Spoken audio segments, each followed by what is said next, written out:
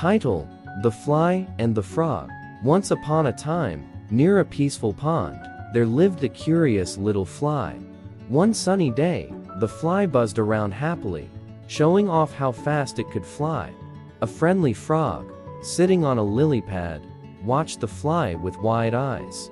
"Look how fast I am," boasted the fly. "I can zoom here and there. You can't catch me." The frog smiled and calmly said, "Speed isn't everything, oh fly. You should also watch where you're going." But the fly didn't listen. It zoomed around, not paying attention, and before it knew it, splash! It flew straight into the pond. The wise frog hopped over, gently helping the fly out. "See, it's good to slow down and be careful sometimes," the frog said. The fly nodded and learned an important lesson that day. Moral: it's not just about how fast you go. It's also important to pay attention and be careful.